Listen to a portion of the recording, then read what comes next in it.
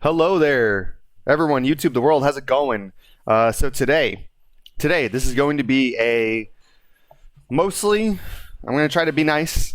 It's going to be a mostly positive, um, critical review of Scarlet and Violet, Pokemon Scarlet and Violet that have come out recently.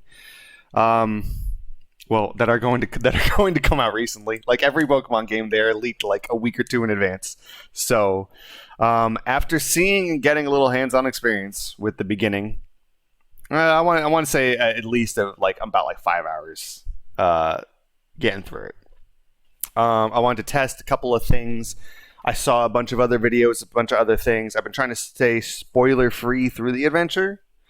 But I want to give some pros, some cons, some things that are fixable, some things that were just some of the weirdest decisions I've ever seen from Pokemon, honestly. But overall, it's going to be kind of positive. I just want this to be a kind of should you buy, who is this for type of thing.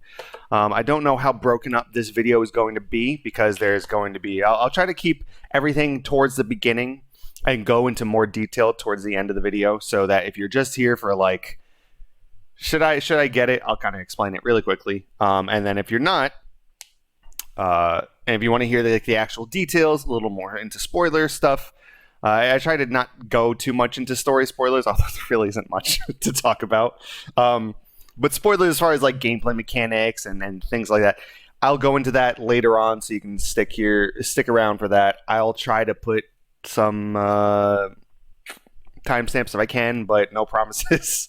Sorry, I'm just in my new setup. I don't have my desktop set up here. Look, this thing is just sitting here unplugged, so just me on my laptop, so the editing's a little harder to do. Okay, let's get into this. So, should you buy? Who is this for? Very first thing, if you are a competitive Pokemon player. First off, I don't know why you're not doing just Showdown at this point. But if you're a competitive Pokemon player, you go to tournaments and everything, you are probably going to praise this game. There are a lot of things that this game does right for competitive and grinding centric people. Okay? I don't know about shiny hunting. I haven't seen any shiny Pokemon in all the things that I've seen so far, so I have absolutely no idea what those rates or anything are like. For the casuals, so first off, if you're a casual who just kind of likes Pokemon and buys their games no matter what and always just like, well, this one's better than the last one, like you're going to buy it anyway and you don't really need to see this review. But if you're like a super casual who likes the fact that it's really simple and easy, and doesn't mind any of the downsides that Pokemon has had as of the last 10 years of, you know, kind of bad scene transitions, lack of voice acting, not impressive stories, but that's a Pokemon staple.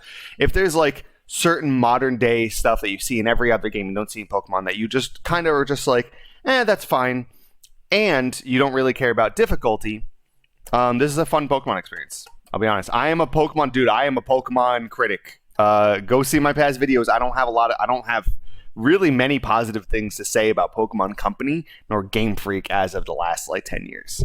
I have a lot more criticisms to say of them than I do any of their positive stuff. And if you can look here, look, this is my positives list. You know, this is the pros.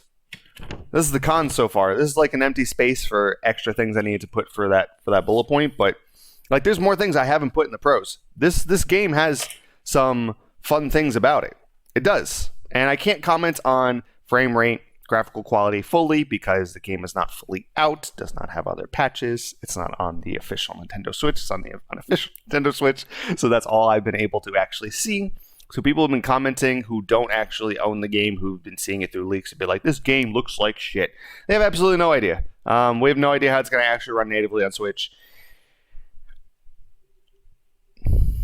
I really don't think it's going to be much improvement. I'm going to be honest. You know, so if you're a casual fan, and that's kind of been your, and that's kind of the things that you will let slide with Pokemon, you will enjoy this game. It does have a lot of things that make the experience better.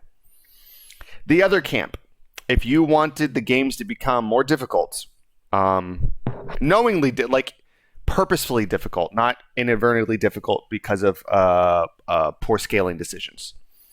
So if you want the game to become more difficult, if you want the series to get more modernized with stuff like voice acting, better level design, smoother transitions, things like that, or if you are in the camp like me who thought like everything Legends Arceus had done, almost every single thing Legends Arceus had done was an improvement on the series, and you liked the direction that was going, and you're wondering, how's that going to translate here? I think this game is kind of a skip. I do. I really do. I think this game is at least a skip on launch. Wait a little bit longer, because the experience on Switch is going to be a $60 game plus your Nintendo Switch Online, which if you don't have and you have to have it for this, you're going to have it. And if you're a Pokemon fan, you probably have Nintendo Switch Online anyway because you need it for trading and battling since Sword and Shield. So $60 plus $20 a year, plus if you're playing Pokemon Home to transfer Pokemon over to, in addition to DLC, this is more than any modern title. This is more expensive than for me to just go to the store right now and go play God of War Ragnarok. Like I can honestly get the God of War Ragnarok Collector's Edition, just take out the game and like not do anything with the rest of it, and by the end of 2 years, Pokemon's still probably going to be more expensive than that Collector's Edition of that God of War Ragnarok. That's just the sad state of Pokemon these days. It is a very expensive game. Don't be fooled by, it's a $60 game. It's not a $60 game. It's an $18 a year subscription that has microtransactions inside of it called Pokemon Home. It is a $20 Nintendo, 20 or 30. I don't know if there's a price jump yet. $20 or $30 a year Nintendo Online subscription that was never needed on the DS, that needs to be there for online trading and battling, which it doesn't need to for other certain games like, for example, Yu-Gi-Oh! Duel Link Evolution. The Digimon story games didn't need that. I don't know if Temtem does. Other similar games or just bigger anime IP franchises also don't need it. So them doing it is just extra monetization. It's for Nintendo. I get it, but it adds to the price. And then you have DLC. And all that for stuff that you still have, like, I can't catch a Pokemon that's been in the game for years. It's just like, you have these things that are just, it's not a cheap game, okay? It's not your free-to-play game that I can choose to put money into a battle pass this season or not. It's not a $40 game that's got some monetization for cosmetics. It's not a full-price $70 game that may have a $30 DLC down the line but has nothing else in it to monetize down the road. This is an expensive game to put your money and everything into. So, that being said, like the competitive people who have to play and want to play for online and for tournaments are going to buy this anyway. This is why this series does so fucking well all the time, because those people will always be the stands and never give up. Then you have the casual Pokemon stands who are just like, any improvement is 10 out of 10 in my book because it's Pokemon and that's all I need.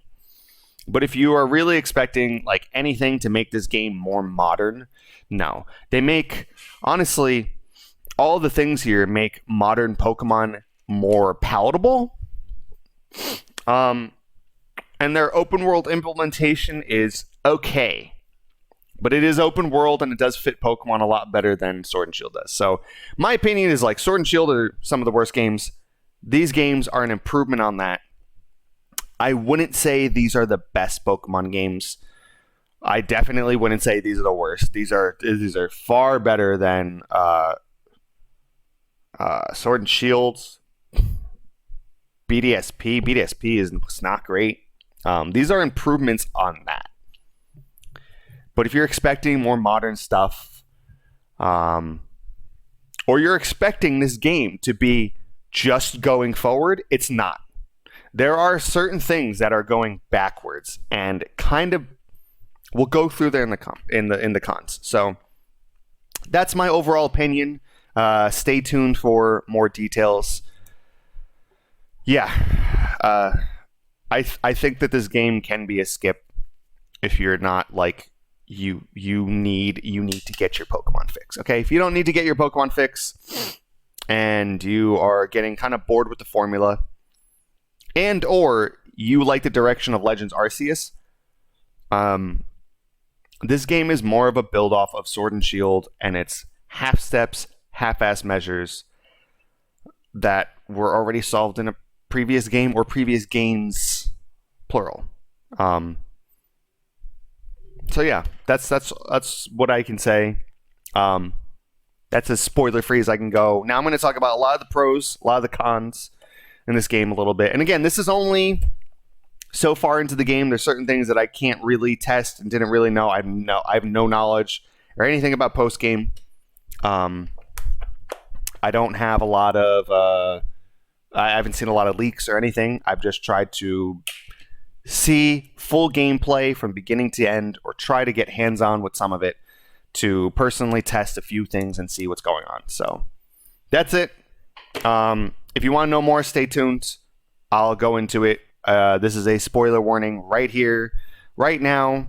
Spoiler warning for like the first 5 to 10 hours, depending on how long you're actually going to go through some of the game, or how long it's going to take you to go through the game. Spoilers for about 5 to 10 hours of the game.